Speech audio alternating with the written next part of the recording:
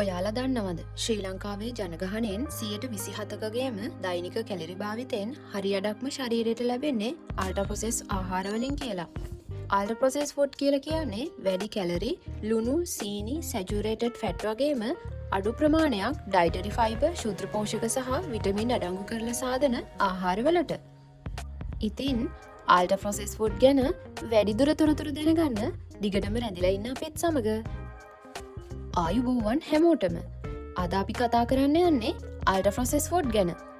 ඉතින් ultra process food කියන්නේ මොනවද?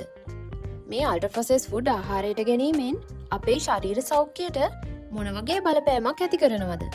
ඒ වගේම විලඳ සැල්වල රාක්කවල මේවට ප්‍රයොරිටි එකක් දීලා තියෙන්නේ ඇයි? අපි එදිනෙදා භාවිතා කරන ආහාර ගෲප්ස් 4කට වෙන් කරලා තියෙනවා කියලා ඔයාලා දැනගෙන හිටියද? අපි බලමු මේ ගෲප්ස් 4 කොහොමද වෙන් කරලා තියෙන්නේ කියලා. පළවෙනි කාණ්ඩය අන්ප්‍රොසෙස්. එහෙම නැත්නම් සුළු ලෙස සකස් කළ ආහාර. මේ කාණ්ඩයට අයත් වන්නේ ස්වභාවික තත්ත්වයෙන් පවතින හෝ ඉතා සුළු ලෙස සකස් කරන ලද ආහාර. උදාහරණ විදිහට පළතුරු, එළවලු, ධාන්‍ය, මස්, බිත්තර සහ කිරි වගේ නිෂ්පාදන. දෙවෙනි කාණ්ඩය ප්‍රොසෙස් ඉන්ග්‍රීඩියන්ට්ස්. එහෙම නැත්නම් සකස් කළ කුළුබඩු සහ ආහාර සංඝටක. මේවා අන්ප්‍රොසෙස් තත්ත්වයේ ආහාර වලින් හෝ කෙලින්ම ස්වභාවිකව ලබාගත් ද්‍රව්‍ය. ඒවා සාමාන්‍යයෙන් ගෲප් 1 ආහාර සකස් කිරීමේදී රස වැඩි කිරීමට හෝ ඒවා පිසීම සඳහා භාවිතා වෙනවා. උදාහරණ තෙල්, සීනි, ලුණු, මී පැණි සහ බටර් වගේ ආහාර. තුන්වන කාණ්ඩය ප්‍රොසෙස්. එහෙම නැත්නම් සකස් කළ ආහාර. මෙවැනි ආහාර නිෂ්පාදනය කිරීම සඳහා ගෲප් 1 ආහාරවලට ගෲප් 2 සංඝටක. ඒ කියන්නේ ලුණු, සීනි, තෙල් වගේ දේවල් එකතු කරනවා. මෙවැනි සැකසීම් වල අරමුණ තමයි ආහාර කල් තබා ගැනීම සහ ආහාරවල රසය වැඩි දියුණු කිරීම. උදාහරණ විදිහට හැම්, චීස්, පාන්, බේකන් සහ ලුණු දැමූ නට්ස් වර්ග හඳුන්වන්න පුළුවන්. ඉතින් මේ ආහාර වර්ග බෙදා වෙන් කරන ගෲප්ස් අතර හතරවන කාණ්ඩය වන අල්ට්‍රා ප්‍රොසෙස් ෆුඩ් තමයි අද අපේ මාතෘකාව. මෙවැනි ආහාර දැඩි කාර්මික සැකසීම් වලට ලක් කරලා හදන ව්‍යවසායමය නිෂ්පාදන. මෙවන් ආහාරවලදී සාමාන්‍යයෙන් සංඝටක 5ක් හෝ ඊට වැඩි ප්‍රමාණයක් භාවිතා වෙනවා. ඒ සඳහා බොහෝ විට සාමාන්‍යයෙන් ගෙදර ආහාර පිසීමේදී භාවිතා නොකරන ද්‍රව්‍ය භාවිතා කරනවා. උදාහරණ විදිහට artificial sweeteners, flavor enhancers, preservatives, emulsifiers, colorant වගේ දේවල්. මේ ආහාර නිෂ්පාදනය කරන්නේ extrusion, molding, free frying වගේ කාර්මික ක්‍රම භාවිතා කරලා.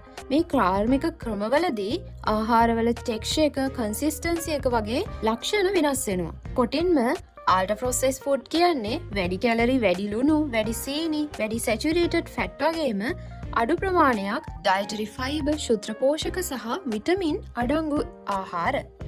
දැන් අපි බලමු අල්ට්‍රා ප්‍රොසෙස් ෆුඩ් කියලාවත් නොදැන අපි එදිනදා ආහාරයට ගන්න ද්‍රව්‍ය. Biscuit, chips, crackers, candy bar, Tipi Tips, chocolate fingers වගේ පැකේජ් කරලා තියෙන ස්නැක්ස් වර්ග අල්ට්‍රා ප්‍රොසෙස් ෆුඩ් ගණයට තමයි අයිති වෙන්නේ.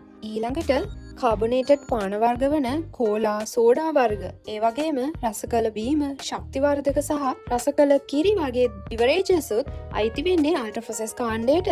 ඒ වගේම බේක්ඩ් ගුඩ්ස් වන පාන්, බනිස්, කේක්, පේස්ට්‍රි වගේම බ්‍රෙක්ෆාස්ට් සීරියල් උත් අල්ට්‍රා ප්‍රොසෙස් ෆුඩ්.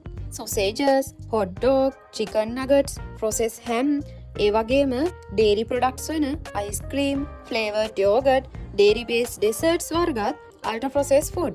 මීට අමතරව මාජරින්, ස්ප්‍රෙඩ් වර්ග, ආටිෆිෂල් ස්වීටන් ප්‍රොඩක්ට් යල්ලම අල්ට්‍රා ප්‍රොසෙස් කාණ්ඩයට තමයි අයත් වෙන්නේ. මෙවැනි ආහාරවල නිෂ්පාදන වියදම ඉතාම අඩුයි. ඒ හින්දා වෙළඳපොළ මිලත් අඩුයි. ඉතාම රසවත්, පහසුවෙන් භාවිතා කරන්න පුළුවන්. හැබැයි සෞඛ්‍යයට ඉතාම නරකයි. ඔබ දන්නවද ළමයින් ඔන්ලයින් ඉන්න අවස්ථාවල පැයකට ජංක් ෆුඩ් ඇඩ්ස් 6-9 අතර ප්‍රමාණයක් දකින්න ලැබෙනවා කියලා. ඉතින් මේ හේතු හින්දා මේ වගේ ආහාර සමාජය තුළ ඉතාම ජනප්‍රියයි. විශ්වවිද්‍යාල මට්ටමින් කරපු පරීක්ෂණ වලින් අනාවරණය වෙලා තියෙනවා මේ ආහාර වැඩි වශයෙන් භාවිතය තුළින් බෝනවන රෝග වගේම අකල් මරණ පවා සිද්ධ වෙනවා කියලා.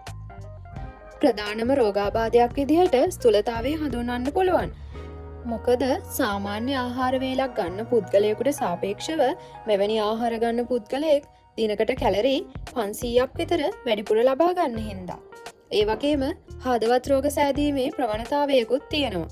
මේ ආහාරවල trans fat, saturated fat අධිකව තියෙනවා. ඒවා මගින් LDL කොලෙස්ටරෝල් වැඩි කරලා HDL කොලෙස්ටරෝල් අඩු කරනවා. ඒ වගේම මේ ආහාරවල සෝඩියම් අධිකයි. මේ හේතු හින්දා හෘදයාබාධ, අතිරුධිර පීඩනය, ස්ට්‍රෝක් තත්ත්ව පවා ඇති වෙන්න පුළුවන්.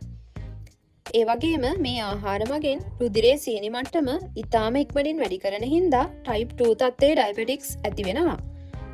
තවත් කිව්වොත් මේවායේ භාවිතා කරන ඉමල්සිෆයර්ස් සහ ආටිෆිෂල් ස්වීට්නර්ස් හින්දා ආන්ත්‍රික ශුද්ධජීවීන් සහ ඔවුන්ගේ ජීව විද්‍යාත්මක ක්‍රියාවලීන් විකෘති කරනවා. මේවා අධික භාවිතයෙන් පිළිකා තත්ත්වයන් ඇති වෙන්න පුළුවන්. ඒ වගේම ආතතිය, ડિප්‍රෙෂන් සහ නින්ද යාමේ ගැටලු වගේ මානසික ගැටලුත් ඇති වෙනවා. අවසානයේදී අකල් මරණ පවා සිදු වෙන්න පුළුවන්. ඉතින් ultra processed food අඩු කරන්න අපිට මොකක්ද කරන්න පුළුවන්? අපිට කරන්න පුළුවන් හොඳම දේ තමයි මෙම ආහාර වෙනුවට සම්පූර්ණ හෝ අවම ලෙස සැකසූ ආහාරවලට ප්‍රමුඛතාවයක් ලබා දෙන එක. ඉතින් මේ වීඩියෝ එක වැදගත් කියලා හිතෙනවා නම් තවත් කෙනෙකුට බලන්න ෂෙයා කරන්න. රැඳී සිටියාට ස්තුතියි.